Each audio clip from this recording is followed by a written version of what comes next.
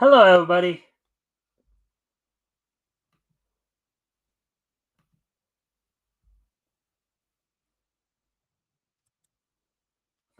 All right, welcome to the Mikestand, everybody.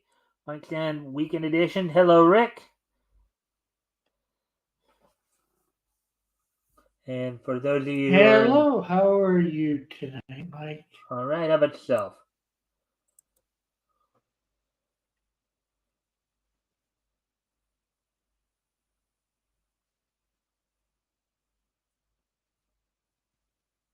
I see your mouth moving, but not really hearing anything. Okay, my Now I oh, heard something. okay. I think I guess it froze on me for a second. I didn't see you moving at all, Ah, or hear anything. yeah, Gotta love the internet. yeah, I love it when I can get my own place and have a little bit better internet. yeah. Well, with that, hey, Elk. And It hello, was Elk. Ian. So, anyways, hail, Mike and Rick. All right. So, anyways, if you have, of course, guys, if you haven't already, if you guys can like and share the stream, see if we can get some more friendly people in here to engage. That'd be appreciated. Also, if anything here grabs your attention, feel free to comment and or ask questions. We'll try to answer the questions to the best of our ability. So, Rick, I'm gonna put it over to you now. If you want to go ahead and do intro, kind of tell everybody who you are, maybe share any links that you'd like, or what have you. Um, Go for it. Yeah, of course, as everybody can see by the little ticker thing, I am Rick Piper of Cross Comics, um, and most everybody here would probably know I make comic books, make my own comic books, and I have my own YouTube channel, and I do a bunch of stuff on there. So yeah, if you want, I'll maybe put a link in later for it. Just go sub to my channel, and hopefully you'll like the content. And I guess that's it All for now. right. So, anyways, Nothing else I can think of. let me just, yeah, just still trying to figure out some stuff for. And then, of course, Oh, yeah, that was the one that I think. uh, Yeah, all right. So, anyways, all right. I so did this. Oh, go ahead. I was going to say, so I checked out the X97. Oh, wow. I was going to say this week, but technically last week, since Sunday's the first day of the week, I actually went Yeah. and watched the first two episodes. Mm-hmm. And it actually wasn't too bad. They haven't got anything in on more. The only thing I find spoilers for those that are listening. Um, it follows a lot of the continuity, but they talk about Charles Xavier as if he's dead. Yet, if it's supposed to be going with the X-Men from that ended in '97, the only main problem I find is Rick, if just they give me a moment because we have to say hello to Metal. Sorry about that, Rick. I didn't mean to You don't cut you have off. to say hello. But I saw you came in, so I just figured we should acknowledge you, and then I'll let Rick continue. Sorry about that, Rick. I didn't mean to cut you off like that. I saw oh, that no Metal. problem, no problem. So, But yeah, anyway, like uh, continue. Sorry. yeah, I was just saying, they make it as if Charles Xavier died, yet we with the conclusion to the original series, if you will. Mhm. He went to the Shi'ar homeworld to be healed. So it's Mhm. very possible he could come back. I'm not sure why they would let the world know that, thinking that he died. Maybe he's gone off in seclusion or something like that, you might say. And one thing that I thought was in the series at the end, hello. Oh, hold on. You guys talk.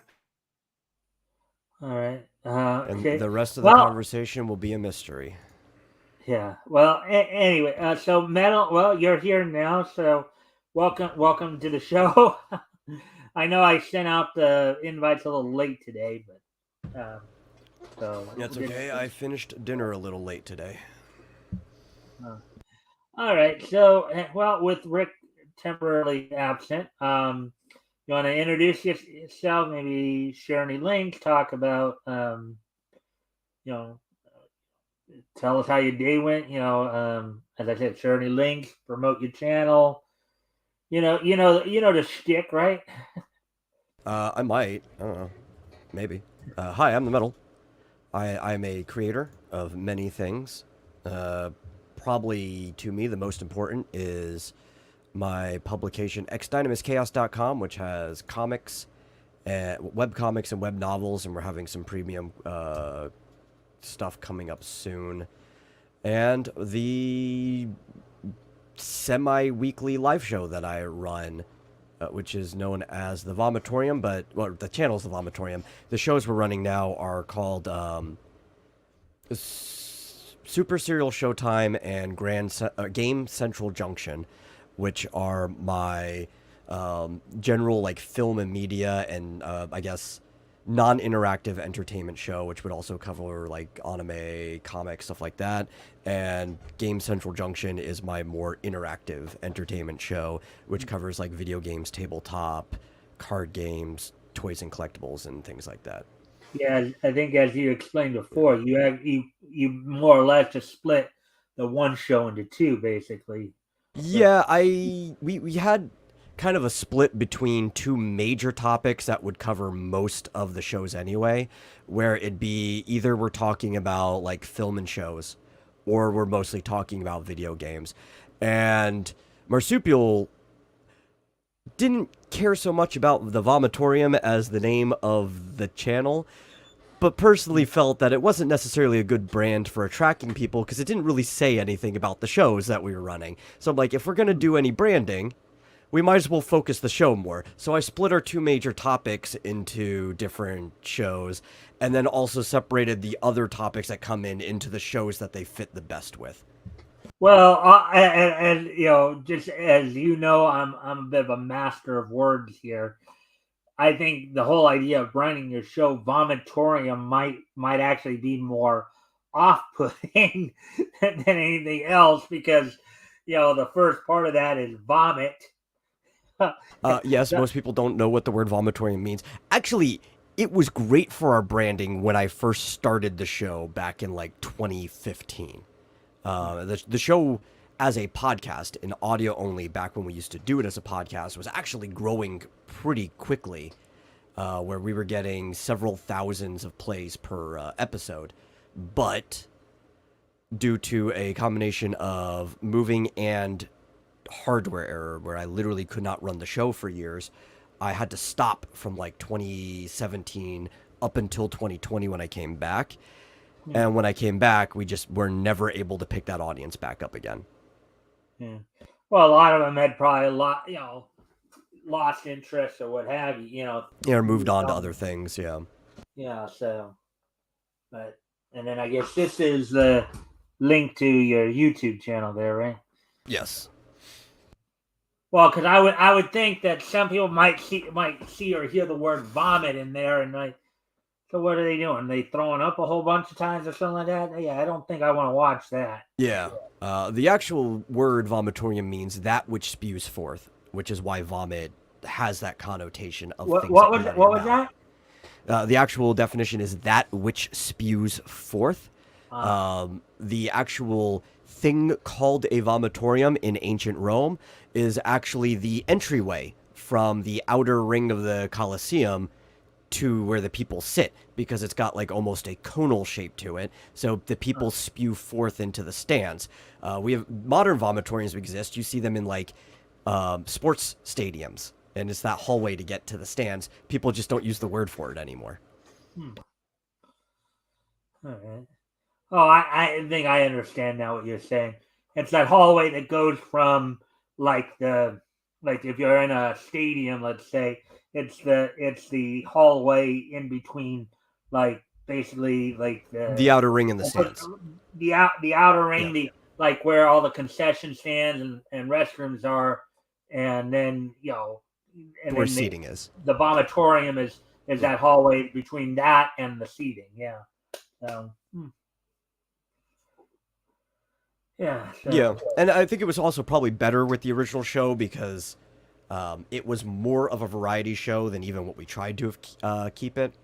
Though our original formatting is it was me, my brother, and my college roommate, and each of us would bring like a major topic that we would talk about, and it would be all over the place. Like a lot of times, I would talk about comics because that was during the the start of the failure of the comic book industry where LCSs were closing down and stuff like that.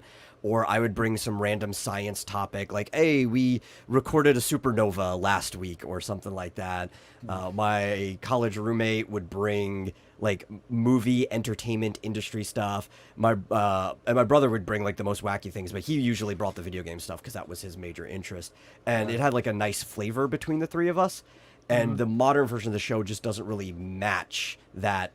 Well, it sounds like you kind of went through some staff changes because your original vomitory, as you said, was your brother and your college roommate, and now it's just you and Marsupial. So through several staff changes, when we started in 2015, for a whole year, with my brother flaking in and out, it was me and my old college roommate. But then my college roommate quit, and my brother's college roommate came in and filled that role for a whole year. And then he did it for almost a year when we came back in 2020. And then that's when Marsupial came in since then. Huh. Yeah, so, yeah, and I was thinking 2015, you were saying that's when the whole comic, because if I remember, I think I remember RJ saying one time that I think it was around 2015 where they kind of introduced the idea that I guess in Marvel, where Jean Grey somehow put some kind of post-hypnotic suggestion into Bobby Drake's head that he was gay or something like that. Yeah, I think that was happening around that time. I mean, 2014 was really when a lot of this, people were still using the word SJW stuff was popping up at the time. And because of starting with that year, throughout the whole year, we started seeing like LCSs close en masse. And like 2015 is when people were really noticing the numbers. And you started seeing like articles writing about it. And people try to deny it now, but there were like articles from major reporting sources that we're talking about at the time that would be the same ones trying to deny it now. But they weren't giving you a good reason for it. They were mostly just being like, this is a phenomenon that's happening and it's not explained economically. Yeah. There's some interesting stuff there. All right. Well, we got Rick back. Yeah, sorry about that. My neighbor, meaning my the other tenant in the house, was wanting my attention for a second or two. Well, obviously more than a second or two. Everything all right? Yeah. She just got back from being out, and she's very friendly. And I don't mean in just a normal sense, you know. She was wanting your attention. Yeah, just say hi and all that stuff, chat about this or that, a little bit. All right, so you were telling us before you had to step away. You were telling us that you had actually watched the first two episodes of X-Men '97, and you were giving your my condolences. It actually wasn't too bad, Metal. For the most part, I'd say it was pretty good. There's a couple things that I thought were a bit off. Like the theme, they tweaked the theme song a little, which I guess that's neither here nor there. some of the outfits that they had them wear, like they had Gambit in a crop top at one point, a cut off shirt, which didn't really suit Gambit in my opinion, but they didn't bring up anything about, the thing that they're supposed to be doing with Morph or what Well, he, yeah, it's kind of funny you say that because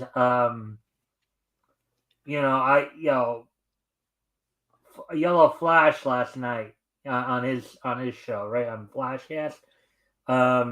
One of the parts of the headline that he had up there was X-Men 97 shocks, right, or shock, X-Men 97 shocks, and one of the points that, and I went back and I wasn't watching it live, obviously, but when I saw it, I wanted to see, well, what are they going to say about X-Men 97 here? And, I watched that portion of the show where they talked a little bit about that. And as they were pointing out, they don't always, with these shows, they don't always jump right into the controversial, stuff, the stuff that gets a lot of the, stuff that, the things like the morph, the morph, Fiasco. the situation of morph being binary. They don't really get into all that right off the bat. People usually hear about it, but and it's kind of interesting because when you're starting to talk about that, because when I was looking for a backup article to go over tonight, one of the headlines I saw was apparently some of the directors for X-Men 97 were saying that they're going to do, I guess, a Trial of Magneto arc. They did that. That was second episode. Manga. So we might cover that a little bit tonight. After Well, they sort of did do it, and I'm not sure whether. I guess I could see some parallels there a little bit, but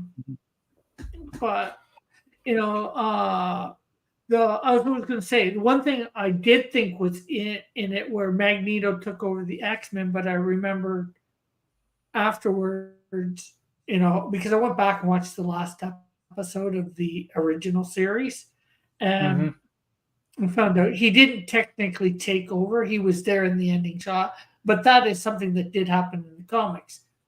The X-Men 97 did do a lot of, or the X-Men from the 90s did do a lot of the storylines that were in the comics for the X-Men. Well, they had a bunch of story.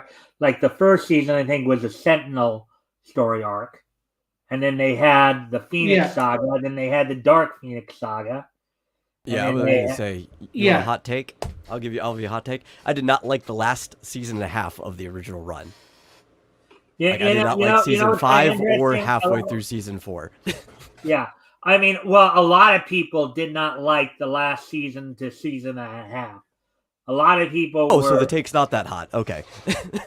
Yeah, well, I remember hearing a lot about this because I think for the last season, they said that they did have, I guess, a significant budget cut.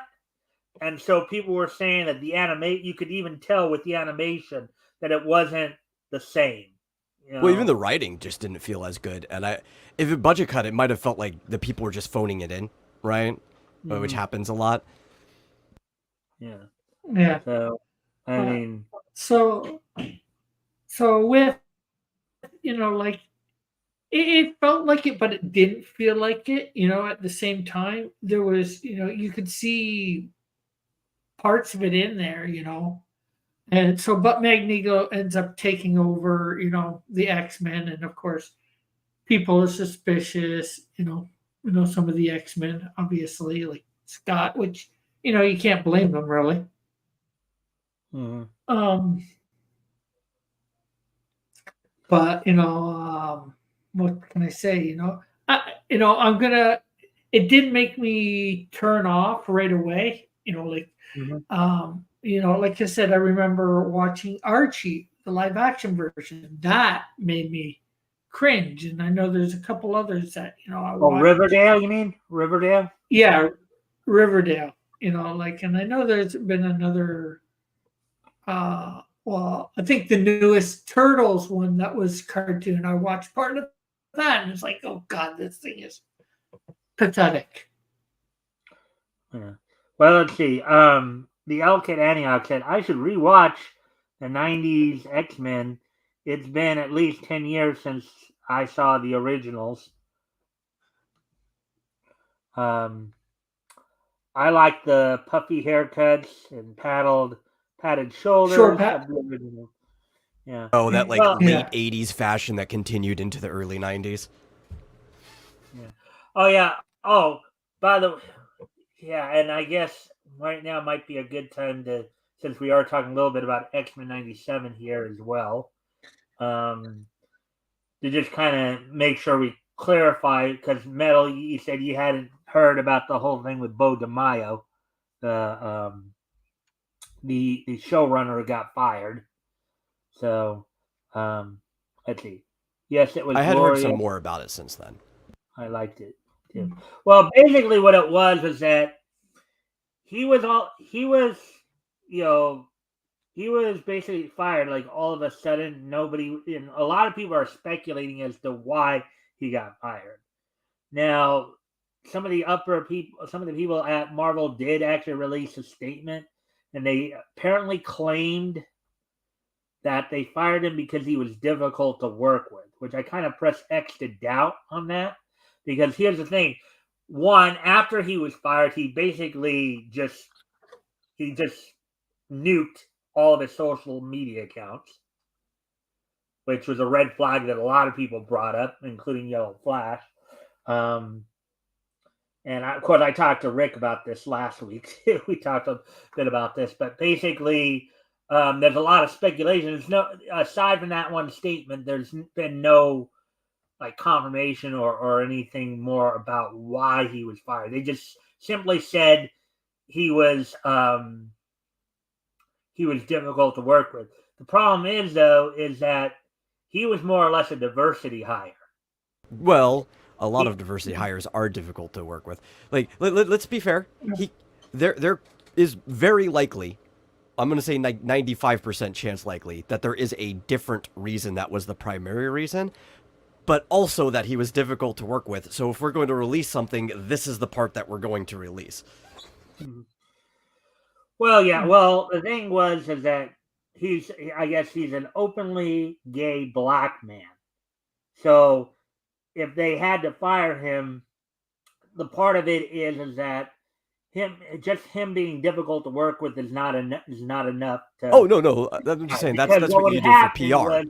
He you know, if it was just that, he would have been on the phone with his lawyer as fast as you can say Mississippi, because he would have probably tried to claim, oh, you fired me because I'm an open gay black man. You didn't, I'm difficult to work with. You can't fire me because I'm difficult to work with. That's not a good enough reason.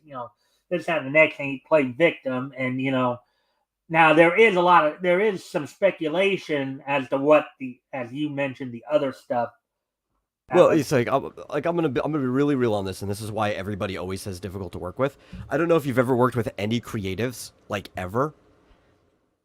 Upwards of 90% more of creatives are difficult to work with. It's like, it's a back pocket excuse that you always have when working with a creative, because most creatives are flakes, most of them are picky, and most of them will have some weird quirk to them that will make it hard to work with. That's just a part. Yeah. Like every business knows this. If I can interrupt you for just one quick moment here, because I think Elk has some things he wants to ask here. What do you believe nuking your own social media accounts implies? A desire to avoid personal attacks, attempted cancellation. What do people think that implies? Well, we're probably about to get into that in a moment here. He'll be on with his lawyer anyways. He will be getting a pile of hush money. It's just a matter of how high. So Yeah. I just want to make sure we got that in there, and want to make sure that he knew we.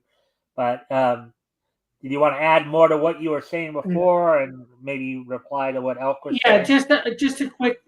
just a quick thing for about the. I just thought about it, and I don't know why I didn't say it. And not that I have a problem with him being on the team. They've now got Bishop on the team permanently with no explanation of how he got there. Which sort of just, it's like, what?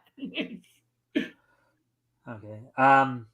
But Metal, anyways, back to what you were Oh no, I was just saying, like, as a PR, like public relations excuse, when working with creative people, you pretty much always have difficult to work with as a possible card to throw out.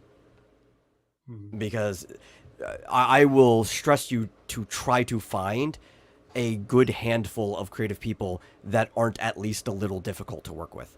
Especially if you have to have multiple creative people working together that have different quirks, right? It's never the actual reason, but it's always a good card that you can throw out PR wise. Yeah, well, again, and I'll get into, like, yes, I don't see how accusations of toxic work environment mesh with Mesh. reality. Yeah, I said mesh. I did say mean, but then I did correct right away. Like, Yeah. Oh, well, I Josh we correct it at the same time. It's just a delay.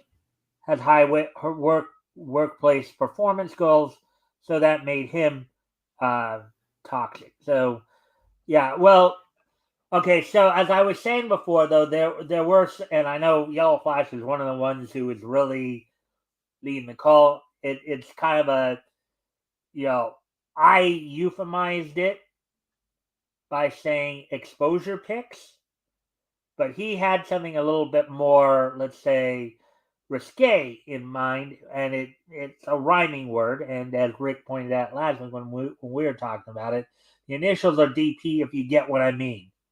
That may have been what's on his, because basically it's been implied that the thing that may have actually got him fired is maybe some of his social media content in which some of the higher ups were not happy with. And considering that, and he nuked his account and brung it, scrubbed it basically and brung it right back. So right. That's which again was highly suspicious. If you nuke your social, the idea is if you nuke your social media account and then bring it back up pretty much anew, it means there's probably something on there that people are going to have issues with that may be considered inappropriate. And I'll let you read, because I guess it's a little back and forth. So I heard accusations he had an OnlyFans. And then Met, I'll let you, since this is you. That was just something I was adding to the other thing that I didn't feel like needed to be on the stream. But going back to the whole hard to work with on how, like, it's always an excuse. It doesn't matter as long as you're making people money, but then people will come back out and start talking about it later when you're no longer currently making them money. Michael Jackson was a really big example, because later people would be like that he was really hard. Like, he was the hardest person to work with because as nice to fans as he would be if you went up and talked to him, on stage he was like a tyrant, and it's because he was like an absolute perfectionist with his art. Yeah, I think Shatner's gotten accused of that too, I believe, or something similar. But OnlyFans is sanitized to a certain degree, making it legal at least. Yeah. General idea, like, there have been there's just been a lot of speculation out there, and that's all it is speculation, because nobody's going to actually outright confirm this stuff. But it ranges from he may have had some inappropriate content on his account to really inappropriate content on his account. That, as I said, I euphemize the term. Bailey, I know the term Flash use has the initials DP. But I have euphemized that term. Instead of just saying that full term, I say exposure pics, and hopefully people will get that. But because again, with all that being said, the speculation at least makes some sense. But again, since nobody's actually confirmed that is the case, that's all we can take it as, is speculation. So take it for what it's worth to you. There are always cheese pizza accusations. That is an excuse to attack gay people you don't like. Yeah, for some, for sure. But the thing is, it's just, people like to speculate when somebody does something. Yeah, I don't know enough about this guy to make any speculations. I wouldn't do stuff like that. Yeah. Well, Yeah. I'm okay. I only have been reporting on it because it is a news item. And I acknowledge the speculations, but I'm not like full on it. Again, and I can, as any responsible journalist would and should do, I remind people that these are speculations. These are not proven facts, and they should take them with a grain of salt. Only reason I even brought this up again today is to clarify.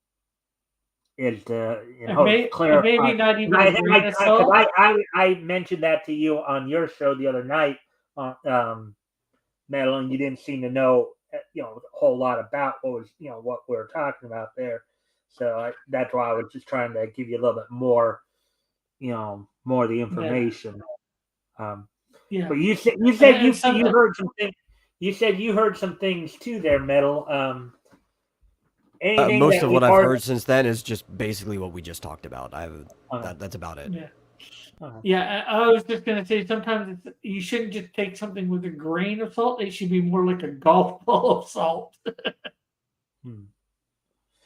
Yeah. Well, yeah. I've made addendums to classic things too, Rick. So. Yeah.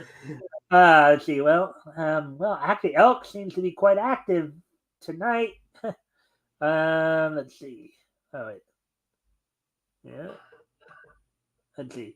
No, actually, responsible journalists would accuse people of being Nazis or other people of cheese pizza without rock solid evidence. The words have just been degenerated into nothing. Well, okay. Honestly, I actually agree with Elk right here. To be fair, I actually agree with him. I think, even if people are spreading around accusations, I think it is kind of irresponsible to even be repeating them if there isn't some solid proof about it, because it's basically just spreading more rumors down the grapevine. Yeah, you gotta be careful. I at least do the part of acknowledging that they are, speculation. I'm not stating them as facts. But, it's just more you do have to be careful. Yeah. But we have to be careful. Anyways, I think we talked again. I only brought it up again. I wasn't necessarily planning on bringing it up, but I only brought it up to kind of just get Metal kind of caught up on what was going on with all that, because I did mention it to him the other day, and he didn't seem to have as much knowledge. And it was more me and Marsubio talking about it at that point than him. So it's like, but I just wanted to get you kind of caught up on what was going on there. But anyways, I was just gonna say, I get where Elk's coming from. You have to be careful when putting out those sort of things, because that stuff can ruin somebody's reputation, if they have a good reputation or whatever. So, you don't want any accusations, can kill people's career, And not that we're doing that, it's just, like you said, reporting. But even in the reporting on this, we should be wary. Well, and that's why I continuously say speculation. That's why I clearly make sure that's But I know journalists, in quotation, still love the two sets of accusations, but they are so tainted they shouldn't even be repeated. Yeah. Well, this is most likely going to be the last I'm going to say on the matter anyways. Okay, I was just bringing it up to Yeah, get he metal caught up. he points out So, about Gina Carrera.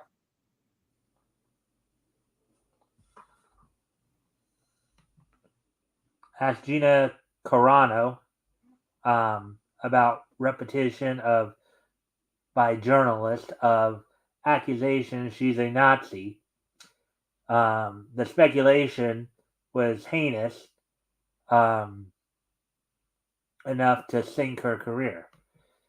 Yeah. Well, I mean, Yeah, okay, true journalists though don't spread those type of things. People who are actually are trying to get at the truth and not those who are trying to just impartially tell the truth and report on the issues. And yes, sometimes you have to yeah, also acknowledge at least what's out there. But anyways, I think we've spent enough time on this. I think it would be a good time to move on from this yeah, aspect of the discussion. So, well, as of course Apex is not able to be here tonight, I yeah. talk about what we're reading on Friday. We're of course still in February of 1940 in our historical comic retrospect. Read The Wizard from Top Notch Comics #4, I believe. We read Sergeant Boyle. We read Nevada Jones and the Press Guardian. I know in one of the stories we had and this is kind of the funny part because I even pointed out in the show that it would not fly if like one of the SJWs were to have seen this being said. They would have been having a fit about it because there was at one point where they were talking about in the story about horsewhipping a woman. Some guy had kidnapped I think it was the case where they kidnapped the daughter of a banker or something like that, and they basically the main bad guy had said, "Well, if she gives you any trouble, just horsewhip her." So just go to Yeah, well, show that's a bad guy for you. yeah. So, So, anyways, what comic company again? we were focused. This was Archie. Yeah, this was these titles were from Archie. What we know, Oh, well, what we know of today as Archie. Back then, of course, they were MLJ Enterprises. So we were reading from Top Notch Comic Volume 1, Issue 4, Pep Comics Volume 1, Issue 3, and Zip Comics Volume 1, Issue 3 as well. So, some interesting stuff in there, too, Joe. Kind of a. Um, and yeah, again, as we always find in a lot of these stories, some leaps in logic.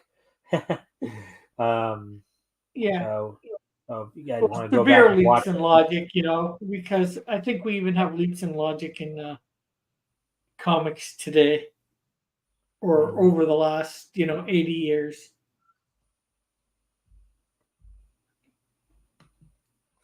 The Archie comics were terrible. The most interesting thing about them was the description of 1930s washing machines as being new and exciting. Hmm. Well, it's kind of funny you do because in one of the stories, it might have been in the Wizard. In one of the stories, they actually gave diagrams of the guy. Yeah, it was the Wizard story where they actually gave diagrams. They showed you diagrams of the guy's equipment. Where you had vibrovision. You had a gravity vest or something like that. So, you know, and they would actually take a panel and they would show, and they had a couple of different types of ray guns too. They'd actually show, basically show you what the gun looked like, and it had all the little parts that would point to the different parts of the gun or parts of the whatever equipment they were showing at the time. It was and that was pretty interesting. I know Apex had really picked up on that. Um, when we were doing that. So, oh yeah, and I think it might have been in the Nevada, because the Nevada Jones story, that was a western. You had basically a bunch of white men pretending to be Native Americans, trying to basically do a lot of bad stuff. So that's pretty Yeah, much. so they were trying to frame the Indians, right? Yeah, in a way, yeah. So so yeah, we had and then you had Sergeant Boyle trying to escape, the Germans, in a blimp. Of course they called it a Zeppelin and in the thing there. So that's pretty much. Was it made of lead? I would think so, but Because then it'd be a lead Zeppelin. uh-huh. Yep. All right. So with that, that's about all I can say about it. It'd be of course nice when I have my co-host on here to kind of talk about it, because they give their impressions. But I know Apex is working right now, so as an Uber driver. So all right. Cool. So was there anything else you guys thought about wanting to bring up or anything like that? I can't Nope. think of anything at the moment. All right. Well, I guess we can hit up an article here. It's kind of funny because with us talking again about X-Men '97 and I did see the headline for that article. And I figured that might be a good one to go over tonight. I couldn't really find anything.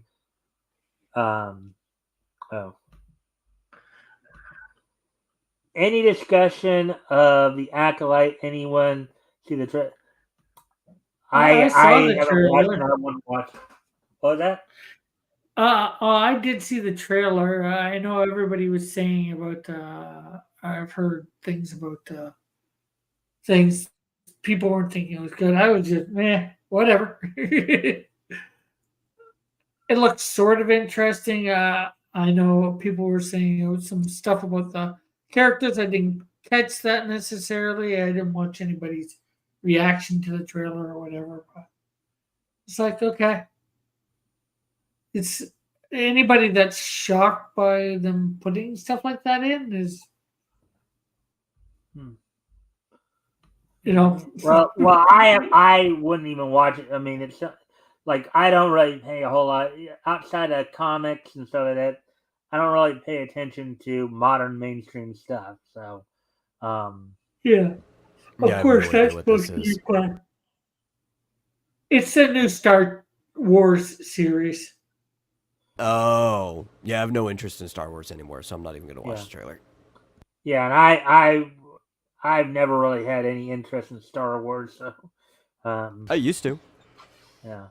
So, anyways, all right. Well, with all that being said, let's look up one article I came across here.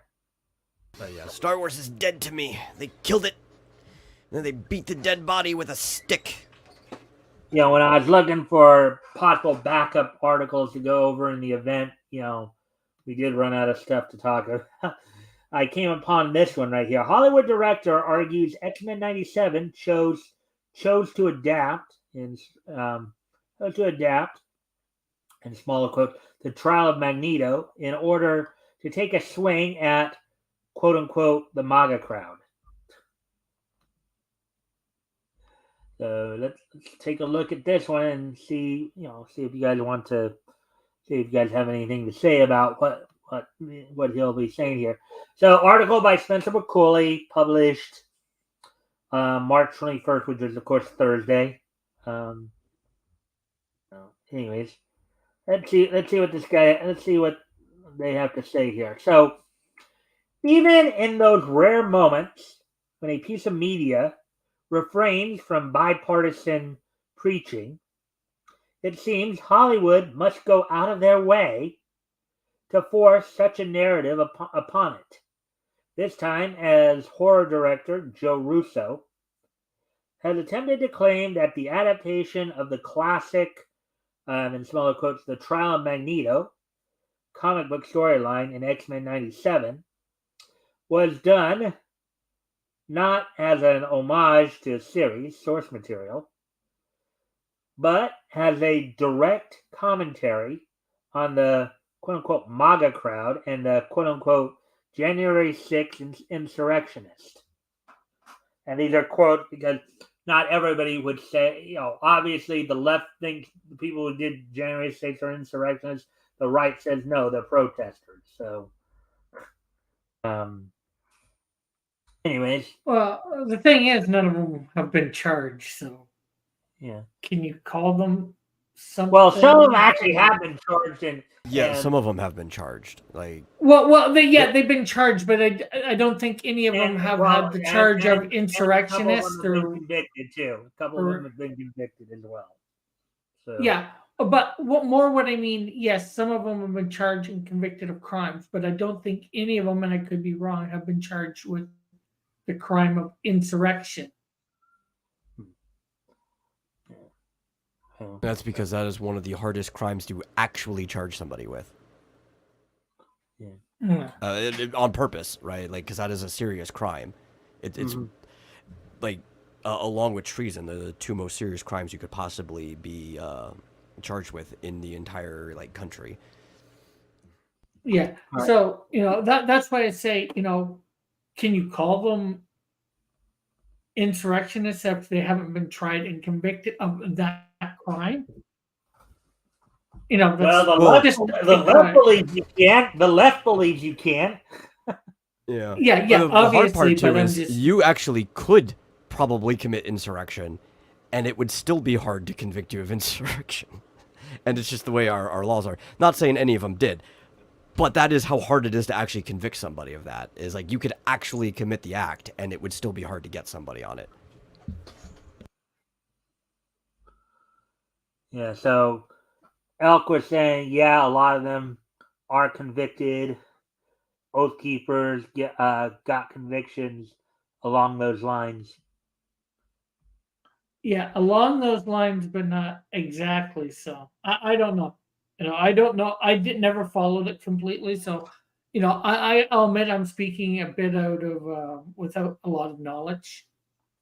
Yeah. So anyways, written by franchise icon Chris Claremont and appearing in 1985's Uncanny X-Men Volume 1, Number 200, the original The Trial of Magneto story saw the eponymous Master of Magnetism attempting to convince the International Court of Justice that after years of terrorist activities and wanton bloodshed, his then recent turn of the sides of the angels was in fact genuine.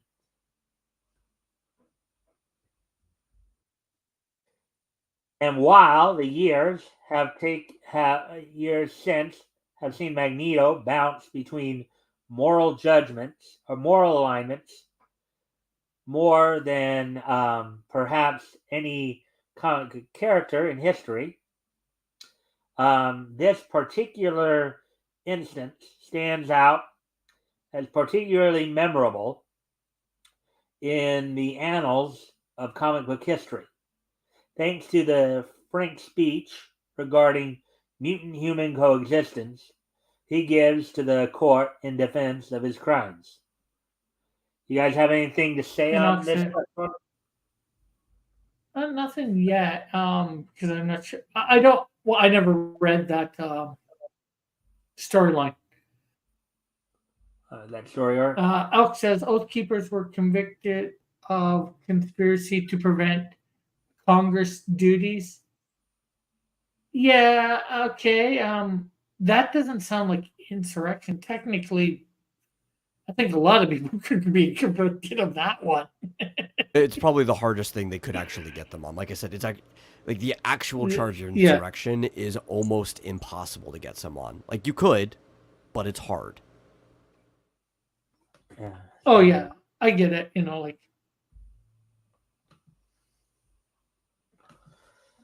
And then, unfortunately, they were convicted without all the evidence too, because as we know, evidence has come forward after, and I'm not sure whether they'll ever be able to get appeals with that new evidence. I guess this is one of the things from the comics, basically.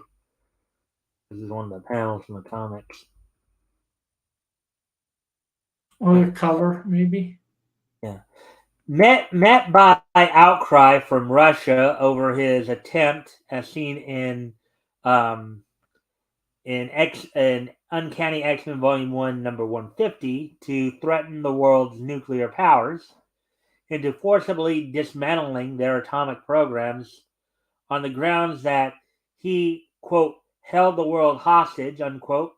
A furious Magneto fires back, quote, by what right do those self-same great powers hold me hostage with their nuclear arsenals, unquote. Quote, I am a citizen of neither the United States nor the Soviet Union. Yet they possess the capability to slay me and mine, unquote. He continues, quote, I live, I prosper solely because two men, in brackets, the American and the USSR presidents. I think in the case of USSR, it would be more like premier, but unbracketed, on opposite sides of the globe, chose to keep the peace. I can just as easily as arbitrarily be condemned. Unlike others, however, I have the power to do something about it.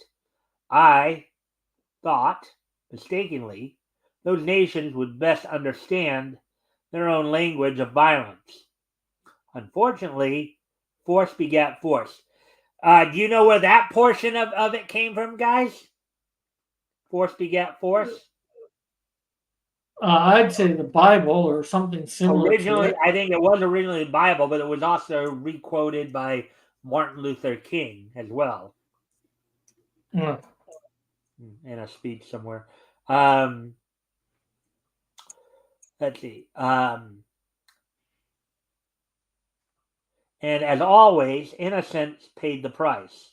A price, I discovered too late, that was too high, unquote.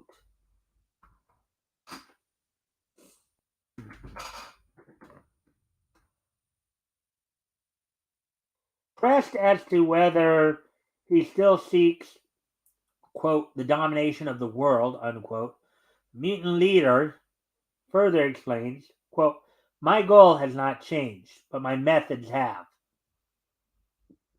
Quote, my dream from the start has been the protection and preservation of my own kind, mutants, unquote, he tells the court. Quote, to spare them the fate my family suffered in Auschwitz, and do not tell me such a thing cannot happen again, because that is a lie.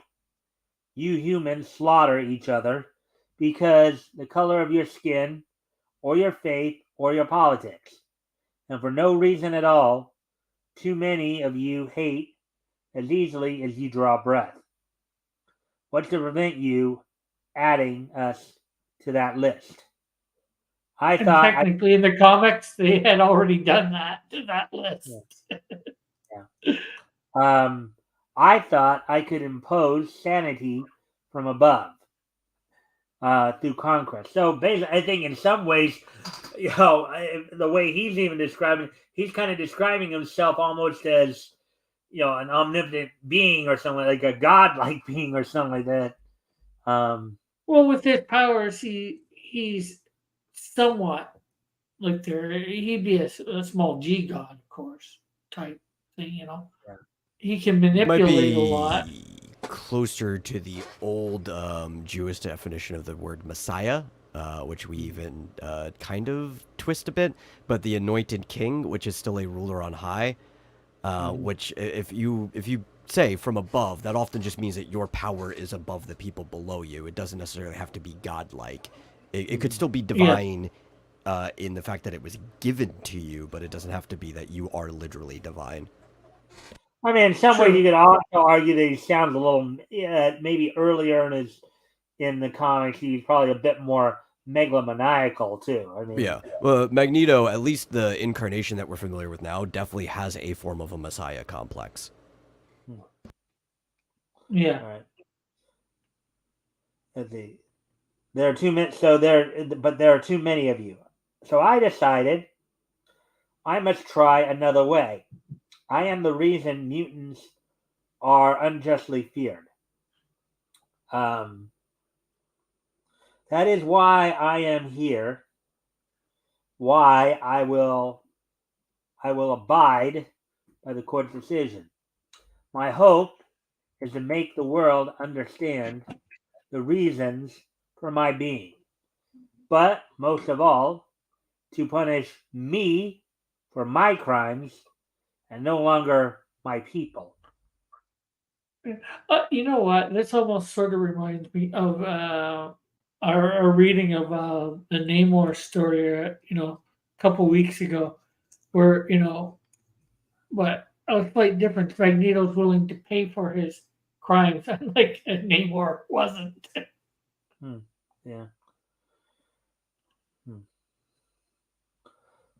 I mean, I can see that. But I also would if Magneto had decided to take the same route that Namor did, I would not have necessarily fully blamed him. For many of the same reasons, I would for the exact same reasons. Doesn't matter how justified something feels. Yeah. Drawing his points to a close, Magneto declares that while he ultimately accepts that some people will just never accept mutants, he conversely informs them that regardless, they will still exist, and thus they must learn not to like each other, but cohabitate. Quote, whatever my fate, you must still face the reality presented by our mutants' existence. Unquote. He asserts, quote, you cannot wish us away, you cannot ignore us. We, Homo sapiens superior, are your children. We are the next generation of humanity. What kind of parent, via their progeny, tries to murder them? Unstable ones. What was that, Rick? I said unstable ones. And we have been hearing more about those situations happening too. Parents, often their children, unfortunately. But is this the legacy you wish to leave? I have seen the error of my ways, and you say the same? Unquote.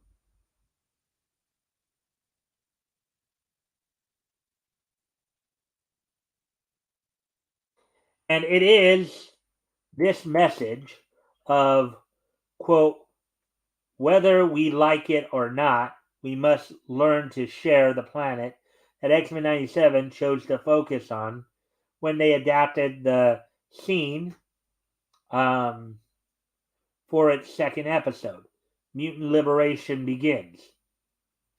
Likewise put on trial for his crimes in order to prove his newly declared dedication to helping, not hindering, Charles Xavier's dream of coexistence. The animated version of Magneto responds to his charges with a similar, albeit truncated, version of the comic book speech. It looks like they got some kind of collar on. You see that glowing light around his neck there? Yeah. They had the the collar that suppresses the mutant powers on. Yeah. Yeah, and it looks like Matthew Watterson, I guess they're saying, is the one doing the voice for him for this one. It was, I believe, was actually David Hemblin who did him originally, but I think David Hemblin may have passed on. I think, but I'm not sure. Anyways, quote: "As a boy, my people's homes were burned to ash because we dared to call God by another name," unquote. He tells his judges. This time, the United Nations, rather than the International Court of Justice, in his defense, quote: "Then my people hunted me with those who had once hunted them. I was a freak, born a mutant, an abomination to their misnamed gods.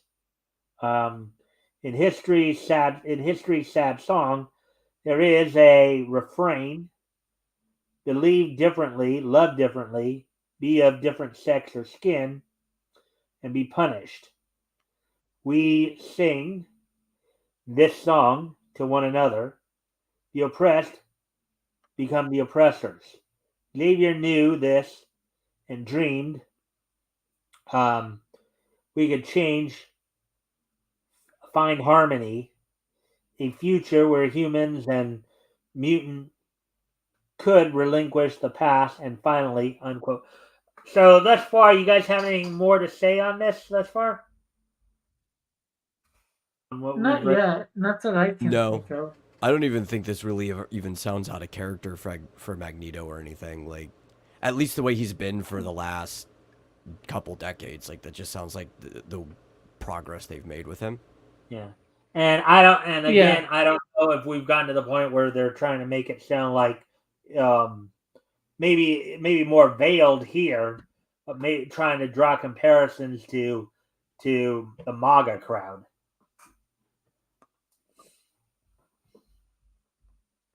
Yeah. Yeah, I don't Quote, really see the comparison to the MAGA crowd, but yeah. Quote, "You claim justice is overdue," unquote, he adds, quote, "Indeed, but so is healing. Your words, while kind, do nothing to heal those hurt by your crimes. Um, and your soundbite in indignation will not heal mutant wounds. You build robots to hunt us, collars to chain our powers. Humanity must protect itself. Protection? That is extermination. Um,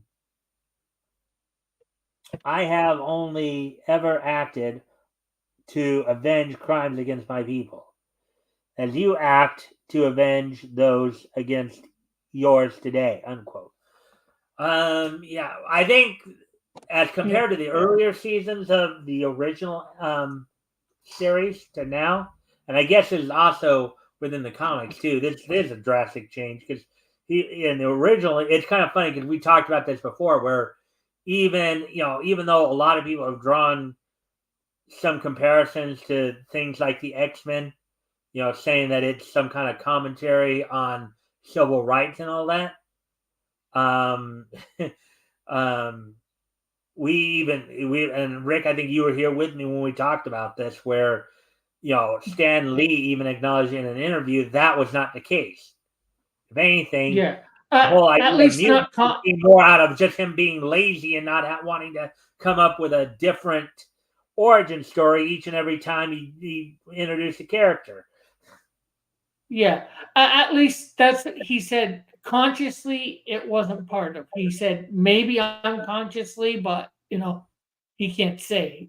But in his conscious mind, it was the civil rights thing was not something that spurred him to create these characters the way he did. Mm-hmm. Let's see. All right. And just a reminder to everybody, of course, if you haven't already, if you can like and share, you can like and were you about to say something, Rick?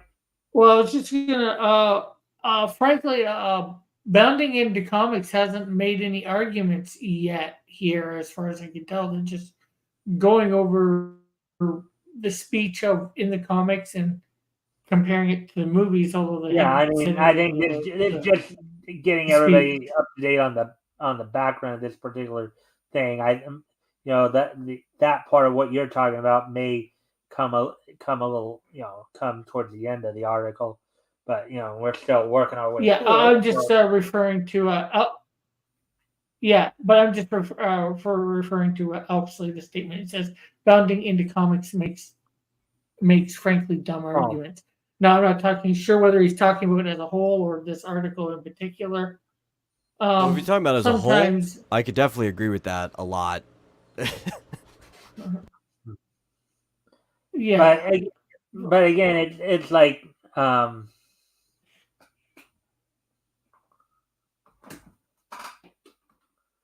anyways, well, I mean, here's the thing too about bounding into comics. Even though I still use it, you know, overall, I think they're, you know, granted, and I know the writers haven't changed, but their editing has gone downhill since John Trent left. Well, you could also And Rick and I have talked about that before too, because he's been on a couple times when I've covered some of these articles. Their editing has gone downhill since John Trent left. Well, what were another you thing I'm saying? saying too is you can also use a site that you don't necessarily agree completely with as a cultivation tool for finding topics, right? Mhm. I do that a lot. For the gaming stuff, I use GameSpot and Games Radar a lot. Especially GameSpot, I usually complain about their articles all the time. A lot of how they handle it's stupid. They'll split things into multiple articles that don't need to be split into multiple articles just because they need to get their numbers, like quota, out that day. A lot of like their insight is pretty dumb as well, but it's a good way for me to just get a curated list of topics to talk about, which, if that's what you're interested, I know you're interested in a lot of the headlines that Bounty in Comics goes to. That it can serve its purpose just as Well, that alone. at this point, I'm kind of going back and forth between Bounding into Comics, Bleeding Fool, and one I recently started using a little bit here and there was John Trent's news site, That Park Place. He's been, and it's not as much as I don't necessarily fully agree or disagree with what they're talking about. I'm just saying that their editing is not as has gone downhill since, because we found a number of situations where either they are using the wrong word, they're taking words out. It's like So anyway, it looks like Yeah. had a couple. Oh, yeah. Have people use the X-Men as allegories and writers and all that in the last 60 years? Sure. Oh, I was just saying, and I won't speak for anybody else, is when Stan initially created the team, that is not what he intended, at least consciously. Can This they? is Sure. well, this is just a big issue with trying to paint almost any of these things as a singular idea or entity. And the fact is, it doesn't even matter who made it. I mean, we have to give credit to who made it, sure, because you wouldn't have the rest of the ideas branching off of it. But because these things change hands and writers so many times over its lifetime, they're entities of their own that's more than just the creation of the person who brought them into being. Like they have a life of their I own. just think it's but I just think we do have to acknowledge what the original creator might have intended or did not intend. Now, he also said, "Could you?" I think in the same thing. Could you? He said, "Yeah, sure, I guess." Nah, Okay, but so he just says he didn't really create them for that. yeah, okay, and Elk says here to say Stan Lee didn't see X Men the civil rights allegory, therefore none of the X Men were written in the last 60 years. None of the X Men writers in the last 60 years haven't is deliberately, disingenuously, and willfully blind. In other words, what you're saying, well, okay, Stan Lee even acknowledged that he wasn't using it as an allegory, but I think what you're saying is maybe the writer since did and changed the material up to fit that But narrative. even like the people immediately after him, like it didn't take long for other people to start using it as that allegory. Yeah. X-Men writers and readers have seen it as a civil rights allegory, among other things, like teenage alienation for decades. And we have acknowledged that before on this on this. Whenever we've covered this, we have actually acknowledged that it has been that even if Stan Lee didn't necessarily originally intend it to be, it has we have acknowledged the fact that people have taken it as that. So we're not willfully blind, as you want to Well, put I it. think, specifically saying Bounding in the comics is making this argument repeatedly.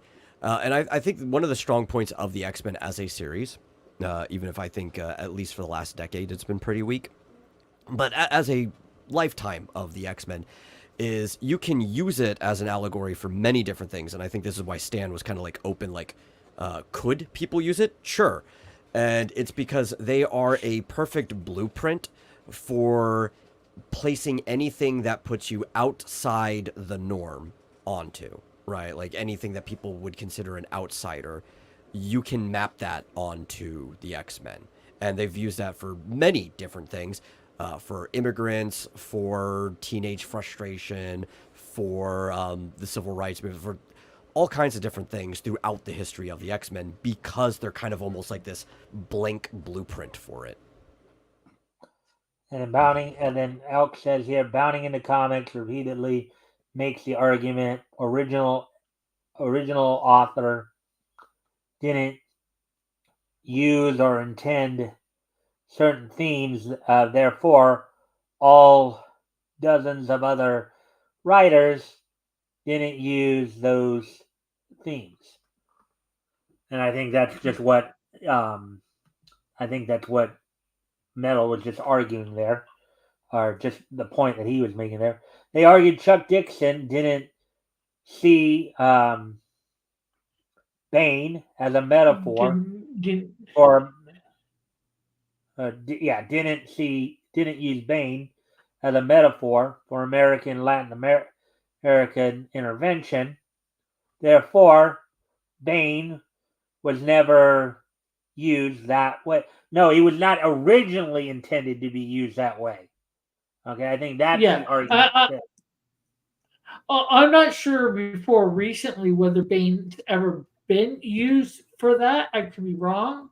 I know recently that they Yeah, that tried to thing is use him more as that. recent than we And learned. as Mena was saying, the X Men was sort of unintentionally set up where you could easily put anybody in there. I'm not sure whether Bane as a character, the way that they set him up originally, would be that.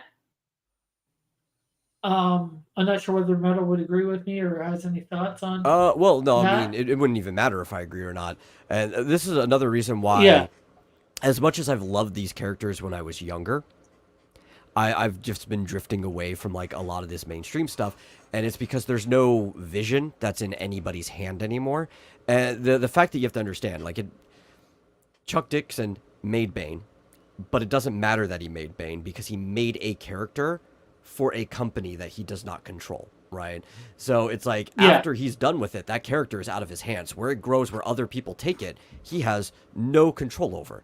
And I tend to care more about stories where the author actually has control over what they're doing. And I think that's one of the reasons, like, for even since middle school, I've cared more about manga than I've cared about the American comic industry, because even if you don't get like these epic crossovers and stuff that people like to hype up in the American comic industry, at least I know the person writing it outside of like the influence from the editor, because the editors do have some say in what's going on.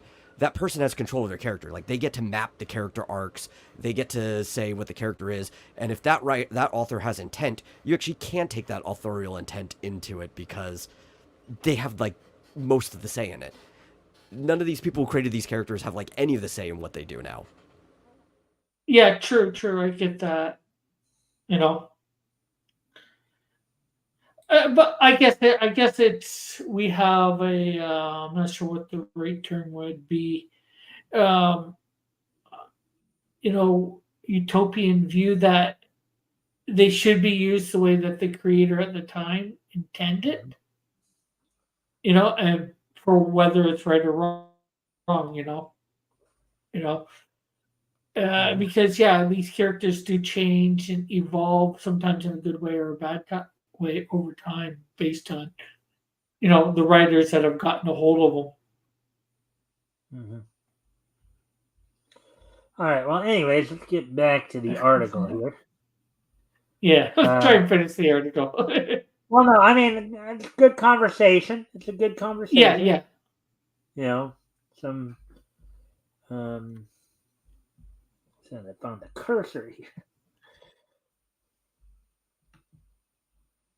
Oh, no.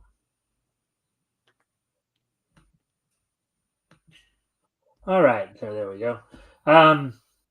It is at this point, midway through his speech, that Magneto is interrupted by the Friends of Humanity, a pro-human activist group whose protest against a mutant receiving due process manages to break into the UN's central chamber.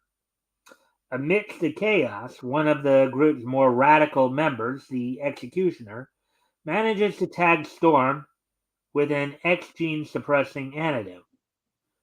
This in turn enrages Magneto, who responds by lifting the villain and the UN's panel of judges into space before addressing them with the final point of his speech. So apparently that collar wasn't working on him. I guess if he's supposedly lifting them into space, probably with his powers, I'm guessing. Well, the collar got removed or whatever somehow at that point. Let's see. I forget exactly how. Anyways, quote, "There was a time I would smite you all for what was done to Storm," unquote. He growls at his guest. Quote, "But today I have saved you from your own, for an old friend has challenged me to remember this view of Earth. How vast it is versus how small we make it," unquote. So I guess he took them into space with him, I guess it sounds like. Yeah. He carved out a chunk, put the electrical field to shield them.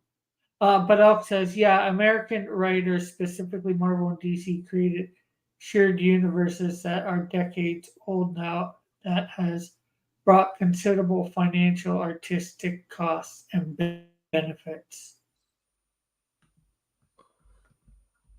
All right, so continuing on then with the article here. Quote, "Charles Xavier entrusted me with his dream, and it does not ask you to love or embrace my kind as your own, but merely to accept that this is a shared world with a common future and that my kind, like yours, have the right to live in it," unquote. He concludes, quote, "I am trying to be better. Do not make me let you down."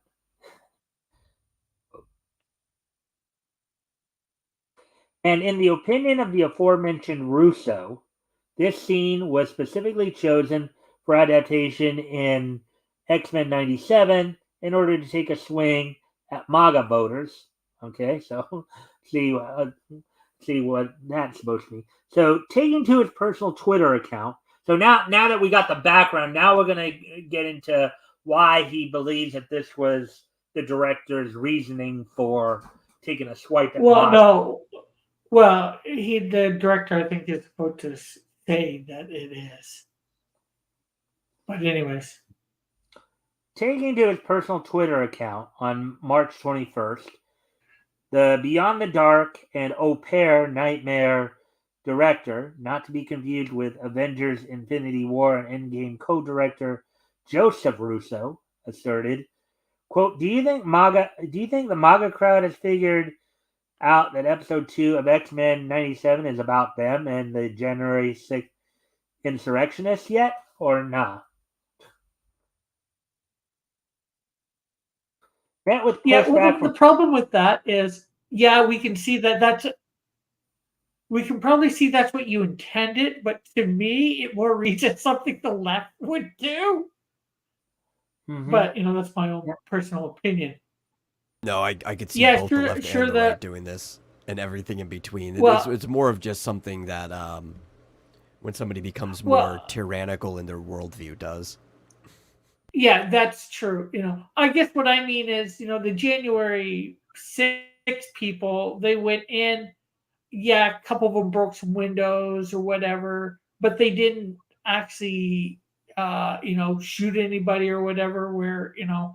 Although Mm-hmm. I know it's not quite the same, you had certain things that happened, riots, and places were destroyed and set on fire and all that during a summer.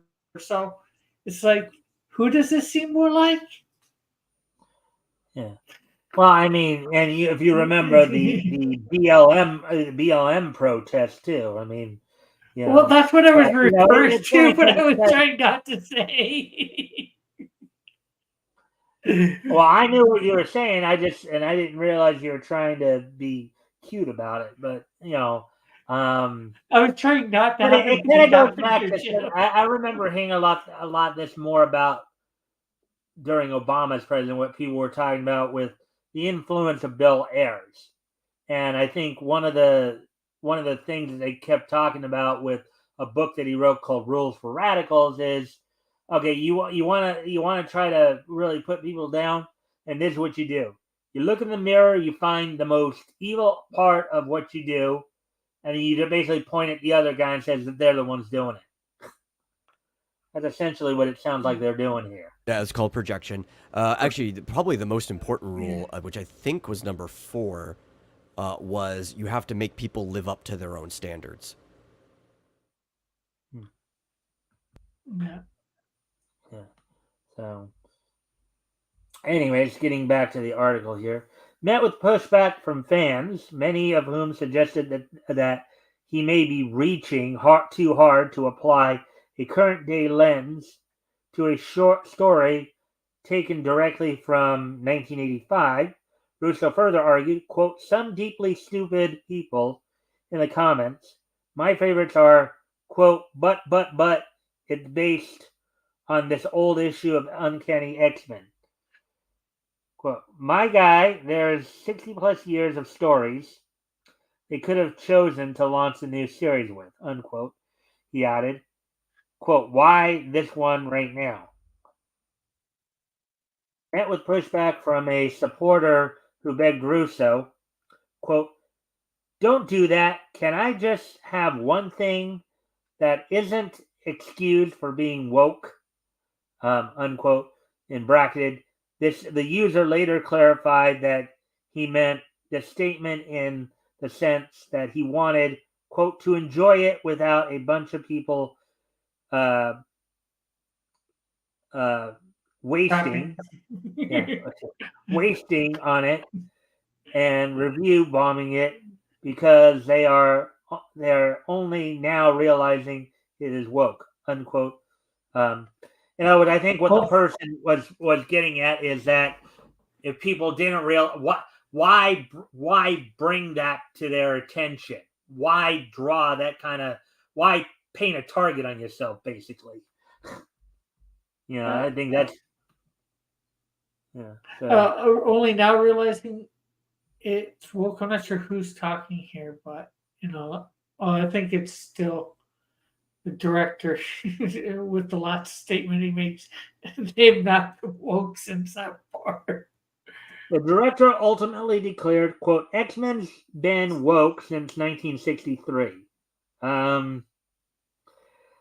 I would no, because if 63 was when they were created by Stan Lee, we know that's not true because that wasn't Stan Lee's original intent.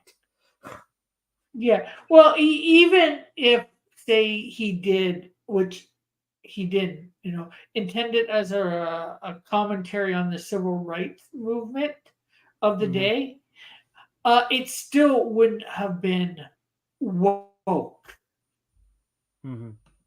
At least Yeah, or not at by least, what woke is well, in I think today's standards. it would have been if what they're talking about, it would have been woke by their standards, but maybe um, Yeah, but to use the term woke, yeah, we're using it in today's context, especially mm, that director or whatever, in today's standard, what woke means, either, Yeah, well, it it's might a be something retroactive looked statement of trying to say like I believe this thing in the past agrees with the thing I'm saying, so I'm using my modern term.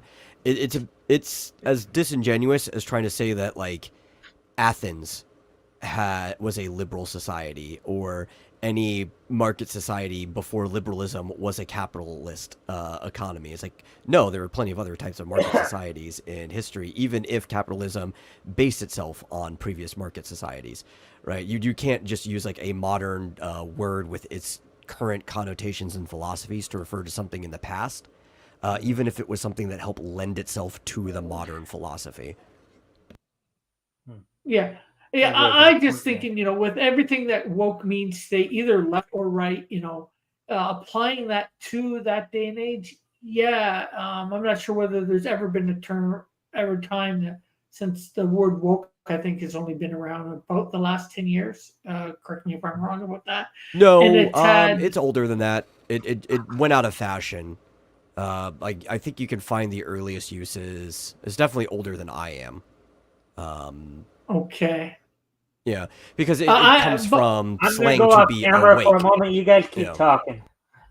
right? yeah. But it fell Oh, out of yeah, I fashion for a get that. really long time, and it came back around as almost like a re-slang as using the term pill.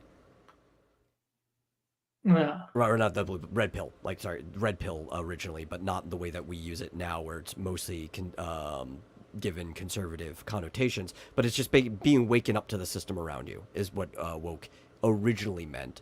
Though Yeah. I believe even the way people use it now, you're still talking about the same type of people who used it. But yeah, no, the connotations of even when it was originally came around would be different than how we're using it. Yeah. Okay. So it's existed before, but it's gotten different connotations. Just like almost like say the word gay when it was originally used, it meant happy. Now it means homosexual. And Alex Stanley was a carnival baker for comics. He was Barker. not Barker. He was not testifying under oath about the origins of the X-Men. Often artists used to be shy about making explicit themes they attempted to subtly place. Yeah, that could be true. I'm just going by what he said, and this was not an. I don't think this was an interview from the '60s.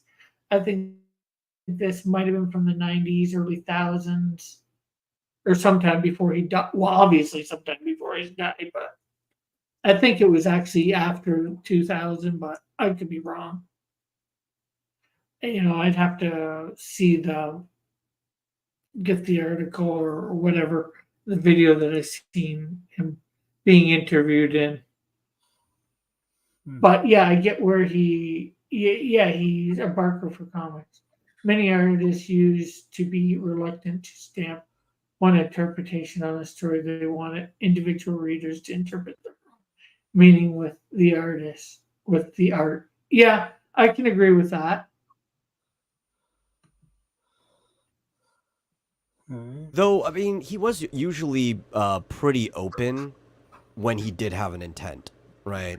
Like Stan has said specifically that being a Jewish guy, that he was very less than pleased with how long it took the U.S. to enter World War II, and that was part of the reason that Captain America came around, was that kind of desire to see America intervene. So usually when stuff like he did have some motive behind it, he was pretty open about sharing it. Would that be why he brought? Well, I was going to say, would that be why he brought Captain America back? But he didn't create Captain America, did he? He wasn't around then. Well, he might have been around, but he was young then. Actually, Yeah, no, that would Captain be why he America. looked up to Captain Granted, I America. don't know the exact details, but I have seen some. Oh, okay. Captain America was actually created back around back around in the 1940s. And he was created after the Shield, who was a character in Pep Comics and Archie Comics. But I think it was like late 1940, early 1941 that Captain America. I don't know. I don't remember who exactly, if it was Stanley. I guess I could look that up. No, because Stan wasn't into creating No, he characters. wasn't As we working know, yet. we didn't. Yeah. He didn't create Spider-Man and most of the Marvel characters till like the early '60s. So he wouldn't have. He grew up reading probably Captain America along with Superman. Well, no, Stuff like that. I actually think he would. I think he was an editor with Timely at the time. No, I do we remember found out he reading was a copy boy. He was a copy boy. Yeah. All right. Well, let's see. According to this, Captain America basically made his first appearance in Captain America Comics #1, December 20th, 1940. He was created by Joe Simon and Jack Kirby. Okay. So, Simon and Kirby were the guys who created Captain America. And I believe Lee did work with both of those guys, I believe. I know he worked with Kirby. Yeah, I know at some Kirby point. working on it was a lot of the same reason too. Both of them have talked about it, and Kirby, I think Kirby was even more open, where it's just like, yeah, no, America should have been in the war, like from the beginning. Like under their opinions, they thought we should have jumped in when Canada did.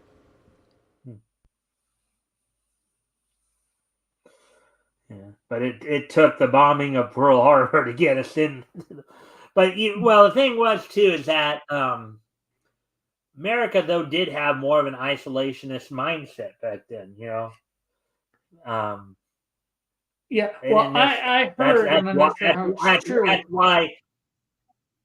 Yeah, that's why the League of Nations had failed, because even though Woodrow Wilson had pushed for it, the majority of Americans didn't want, and with America not involved, it kind of failed. But like, also knowing the people who worked on these comics, like looking at Stan, whether he was open about it or not, or even if it could have been unintentional, I have no problem believing that it was at least tangential to what was going on with civil rights, because these are people who are, even if they're white in color, they were Jewish people who were living amongst immigrants in a place of high ethnic diversity that were often treated differently from other people just because of their ethnic background, even amongst the other people who were going through the same thing. And it does kind of, even if it's unintentional, mesh onto the background of the different mutants, right? Like they kind of reflect the environment that he himself was around. Yeah, I sent you the link. I sent you the link, Tim. I know. I believe I did send you the link earlier. Just go back to the Facebook Messenger. I believe. Yeah, I was gonna say I heard, I'm not sure how true it is, and you guys may or may not know that before Pearl Harbor, I hit the wrong. Was thinking about doing. Rick, hold on. More on the side of the back. Yeah, I went up one too many links. Oh, okay. That's what happened. Because I went there, it's like ended. I was like, wait a minute, I was just watching these guys. Yeah. How's everybody? All right. We just went over an article on Bounding into Comics about. So I guess there was a director who came out and said that. Okay, did you guys hear what I said? Episodes of, I heard you. Rick was talking about some, but what were we talking about, Rick? I'm sorry. Yeah.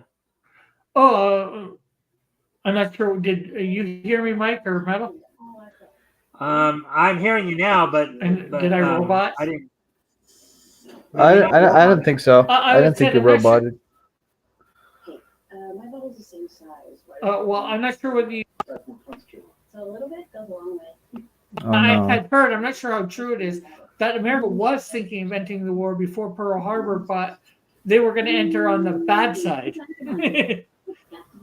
I don't think I ever heard it. Is there anything like More that, aligned with Metal? are not so.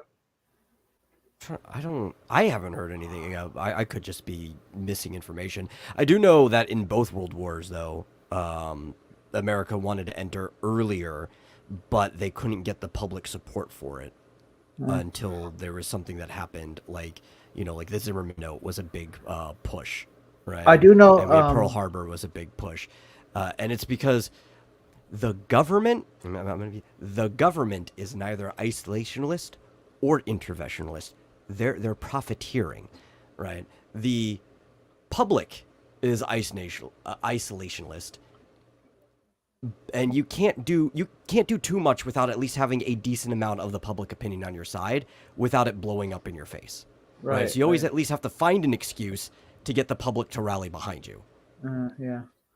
Well, I think the FBI was kind of concerned about the growing kind of love for the Nazis.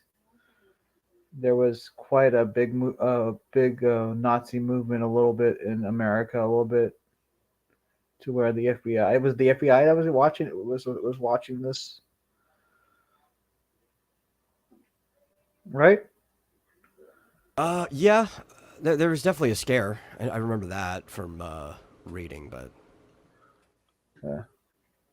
I'd have to dig a lot deeper into it. There was some pretty big donors from like Ford. I think Ford in like the 30s sent money to the Nazi Party. I'm not sure about Disney. Disney, I hear two things. I hear he was a big supporter, and then I hear he wasn't. I don't know. Well, before we continue on, Tim, since you just got here, I want to give you the option if you want to introduce yourself, talk about any projects you're doing, share any links. Okay. Well, Melvin 1 Special Edition is on Walmart, Amazon, Barnes & Noble, and Powell's bookstore websites. Melvin number 2 Special Edition just went up, and it's available on Amazon. All right. Website. And I'm working on a Zen Odysseus number 1 issue that is free with proof of purchase of any of those issues, plus an address so I can mail you a free book.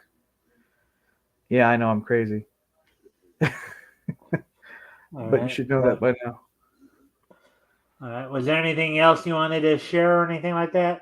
No. It's been a really weird day. Elk had a couple of comments. It's been a real weird last night too, also. So. Yeah. Pearl Harbor didn't even bring America directly into the European War. Hitler declared war on America weeks later, not the other way around. Congress just declared war on Japan only. Well, to be fair, the Japanese bombed Pearl Harbor. It wasn't the Germans. Well, the reason Hitler declared war, though, is because we declared war against one of their allies. Like, Japan was part of the Axis since the 1940. So it's like, we've entered the war on one front. It's like, it's better to split our forces than to let us just go all out. Right. All right. Well, anyways, let's see. We're already at hour 39. So hour 39. So, was there anything else you guys wanted to talk? I know Tim, Rick, and I were going to talk about something after the show, but that's It's just been a weird few days. That's all. Yeah. So again, just as a reminder, everybody, this is not unlike other channels. This is not a dump show. It's not a show where we sit here and dump on other people. No, that's childish. So I mean, and there are a lot, and unfortunately, there are a lot of YouTube shows that do that. But That's just lazy thinking. That's all. That's my opinion. That's the words expressed by my lips are only my opinion, not the host of the show or Medalo or Rick Piper. Other That's my participants. yes, they only reflect on me. So that's my disclaimer right there. all right, so let's see, 42.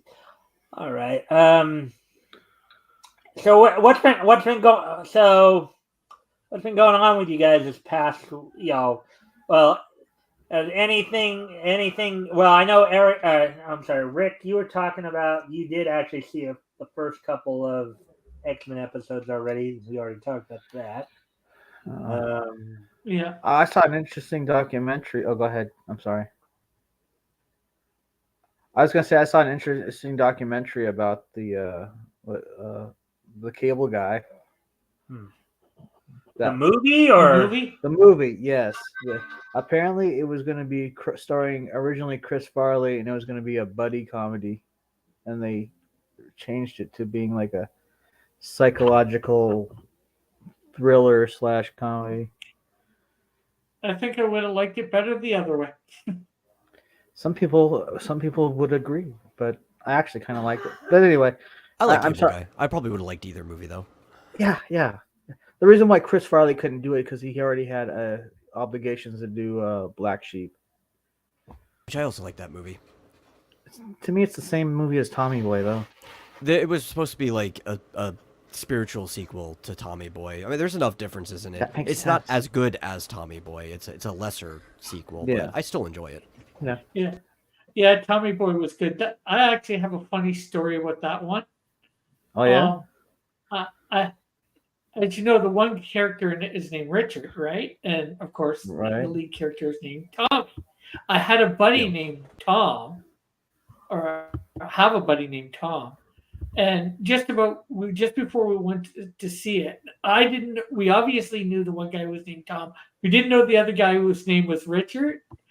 And I saw a poster of it, and I said, and he was a bigger guy than me, so I put it, that's you, Tom, and then that's me. And then we get into the movie and find out the guy's name is Rick. Richard. It's like, oh crap.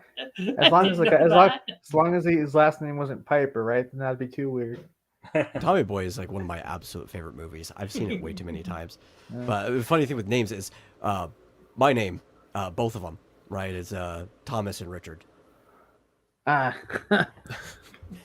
It's kind of funny because I'm just now thinking about something here. So we here know Rick Piper here of Canada. It just kind of crossed my mind. Roddy Piper, former professional wrestler, whose real name was actually Roderick Toombs, was actually from Saskatchewan in Canada. He was actually, even though he was often billed as being from Glasgow, Scotland, he of course would play up the Scottish heritage. He was actually born and raised in Canada, I believe, in Saskatchewan. So. Okay. I know. My mom thought that he lived around our area actually, because when she was, I think, going out with my dad, or shortly after they got married, they got a lot of calls for a Roddy Piper. It's not the same one, Mom. Well, the thing was, in his case, Piper was more of a stage name. It wasn't, it was his wrestling. It was a family name, though. They chose a name in his family heritage on the Scots-Irish part. It just wasn't a name that was directly his in his generation. Now, of course, both his kids, his son and daughter, have also gone on to professional wrestling careers where not as well known as their dad, obviously, but I think his daughter in particular has only been at it for a few years now. But Hot Rod is one of the few wrestlers I actually know anything about. One of my favorite wrestlers has to either be like Hogan and Jesse Ventura at the time had more crossover appeal because they were all getting into movies around the same time. The little known wrestler I thought before he became Yeah, before he changed his personality, but it was Papa Shango. I always thought that was a pretty good, interesting gimmick. Oh, the voodoo character Charles Wright played. Yeah, aka Schultz. Well, it actually was a slight adaptation of a character he started up in USWA in Memphis as a soul taker, and then Yeah, he I brought just- it to the WWE, and they changed the name to Papa Shango, and then he went to being Kama, the fighting machine, and then Kama Mustafa, and then the Godfather, then the Good Father, then back to the Godfather. So, I don't know that it's just like that. I thought that it's a shame that story that idea didn't go anywhere. yeah. So. Oh yeah. So Oh, well, anyway, coming up to the 10-minute mark. yeah, 10 well, minutes 15, to 15 according to this. So, oh yeah, I was just thinking about that, Rick, and that's why I kept looking down at the clock here. And the lighting has changed once again. Oh man. well, we But- can see you all right, so you don't necessarily need to change Yeah. it if you don't Just want to mean, close the show out. Yeah, it's Okay, I guess. All right. So, anyways, so unless today, you of can't course, see today is- stuff. what was that, Rick? I said unless you can't see stuff. Well, no, I do it more in terms of preparation, but it's like it's a little tricky because we had some rain earlier, so it got dimmer, and then it just for a few No, minutes I'm it got brighter again. Now of course the sun's going down, so Yeah, my concern is that you can read your screen or whatever. oh yeah, I you can, know? I can. oh man, I am. Have you guys been watching the Shogun miniseries, the one they remade? No, Oh, it's good. No. It's good. Surprisingly, it's so good. Hmm. Have you seen that, Metal? No, If you got Hulu, you should totally I've check been it busy. out. all right. So, anyways, today is Sunday, March the 24th, 2024. So let's take a look back at this weekend in Neat's history. History.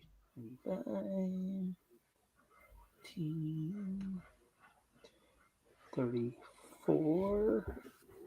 No, what, March 24th, right? Yeah, March. Man, March 20th. All right.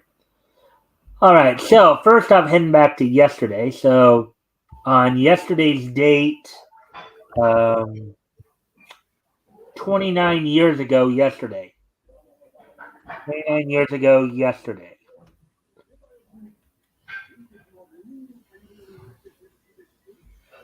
29 years ago yesterday. Back in 1995, the 50th issue of Magnus Robot Fighter from Valiant went on sale on newsstands yesterday, 29 years ago.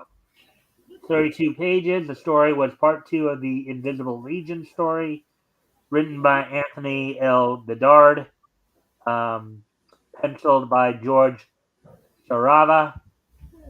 Anibal Rodriguez did the inking, the lettering done by Santiago Vasquez. Eric Hogue and Mark Kazar did the coloring. So 29 years ago yesterday, Magnus Robot Fighter number 50 went on sale from Valiant Comics. Yay! Now moving ahead to 2009. I guess. Were you a big Magnus Robot Fighter fan, Rick? No, No. don't even know who he is. I might actually have a comic of him. It was a Valiant title, obviously, back in '95. There, so I've heard, but I never read an issue. yeah. So, anyways, on yesterday's date, 15 years ago, in 2009, Shaft's Maria Holic premiered on Japanese television 15 years ago yesterday. Specifically, of course, Strange on channel. Chiba TV, AFX, among others.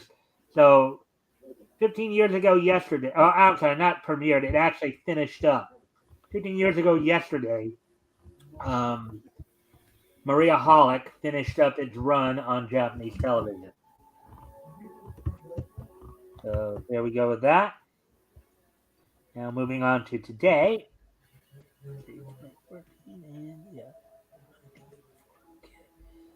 So first up, 90 years ago today. Should I pull it up here? 90 years ago today. That's a long Walt, time. yeah, Walt Disney's Silly Symphony short, Funny Little Bunnies, premiered on this date 90 years ago today. The short is set in an And how funny were the bunnies? in an enchanted dell of the titular Easter bunnies, which, according to the storybooks, can be visited by those who believe in the stories of the Easter bunnies are true. They show how they make the very so 90 years ago today, the Walt Disney Silly Symphony short Funny Little Bunnies premiered in movie theaters.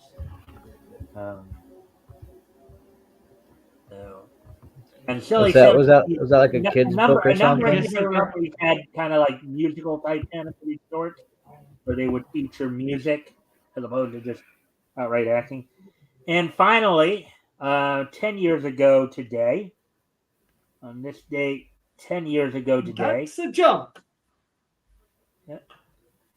the WWE held its Monday Night Raw event from the Barclays Center in Brooklyn, New York. The guest hosts were Arnold Schwarzenegger and Joe Manganiello. It was also the date that they said that they inducted or announced the induction of Scott Hall in the WWF Hall of Fame as well. Also happening on the show, of course, in the main event saw the Shield members Dean Ambrose and Seth Rollins defeat the Real Americans of Cesaro and Jack Swagger. Naomi retained the Diva Championship over Naomi defeated Diva champion AJ Lee by a countout. Let's see, any other things? And that's it right there. And a number one contendership fatal four-way for the WWE Intercontinental Championship, Christian outlasted Dolph Ziggler, Sheamus, and Alberto Del Rio. So there you go with that. So, and with that, thank everybody for being here tonight. Yep. Oh man, all 15 minutes of it. I came in pretty late. I got here late, so I mean. I'll probably be joining you guys more often since I don't have really any place to hang out out. Yeah, and I'm sure my usual spot is no longer available. So yeah. So with that, well, actually, before we go here, and we'll go counterclockwise. We'll start with you, Tim. If you guys want to do an outro, why don't you guys go ahead and we'll start with Tim. We'll go kind of counterclockwise. If you guys want to do an outro. Okay. My name's Tim Olson. You find me on the Twitters and on the Facebook. And I have 2 books going through distribution at Walmart, Amazon, Barnes & Noble, Powell's websites. And I will be sending out more books to backers and get that done and eventually get Melvin 3 and Melvin 0 on the same thing. So look out for it. All right. So anything more you want to add there, Tim, or shall we move? Zen Odysseus #1 will be free to those who actually buy Melvin 1 and 2 special editions. So if you want that free book, there'll be proof of purchase plus an address I can mail it to you. Proof of purchase. Yeah, screenshot that you actually bought the book. It's pretty brilliant. All right. And hopefully I didn't say that wrong. So I apologize. No I'll problem. apologize in advance just in case. All right. All right. So anything more? No. All right. So we'll move on to metal then. Metal, you're up. Yeah. I don't know if you like listening to me talk. You can catch me tomorrow or Thursdays at 8 p.m. Central Time over on the Vomitorium. Tomorrow is our super serial show time where we talk about movies, shows, comics, novels, any of that kind of passive, non-interactive media entertainment.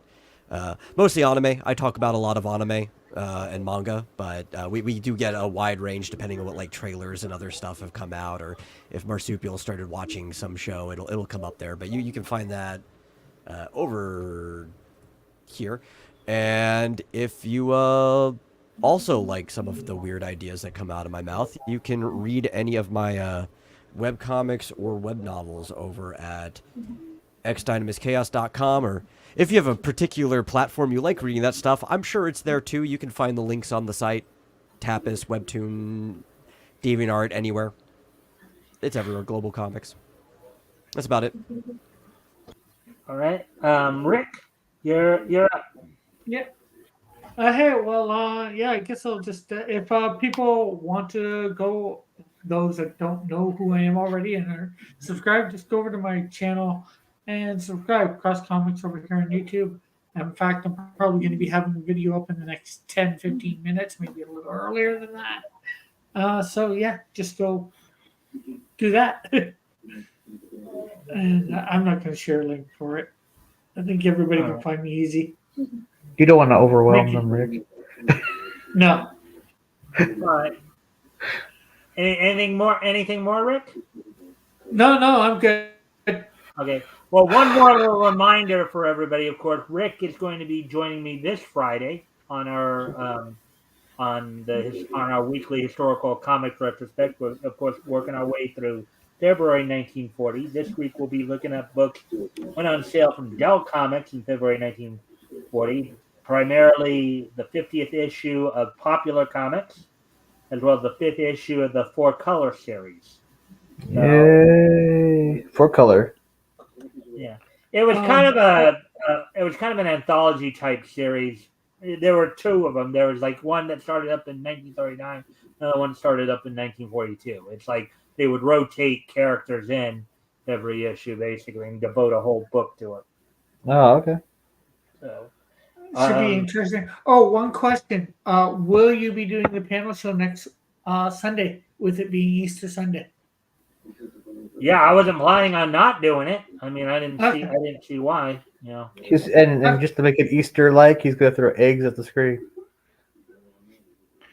That should just be it didn't even fully dawn on me that it was Easter, but next Sunday was Easter. But yeah, I will most likely still be doing a show. Okay. Yeah. Just for those in the audience that might want to know that. Mm-hmm. Yeah. I mean, the only times I've taken any time off usually is unless I get real sick to where I couldn't do the shows. The only times I've really taken off are usually Thanksgiving and Christmas.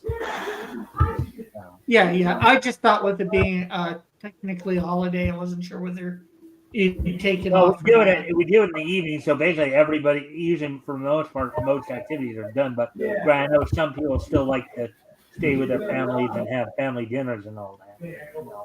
But, sometimes it's also good to be on just in the event maybe there are those out there who don't have families to hang out with, and they can come hang out with us. I probably won't be on because it's Easter. What was that? I said I probably won't be on because it's Easter.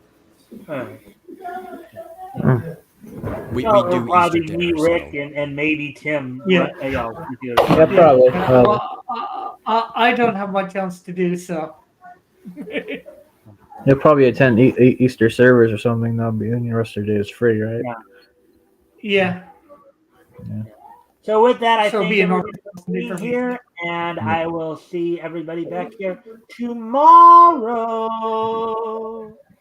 Bye. Bye.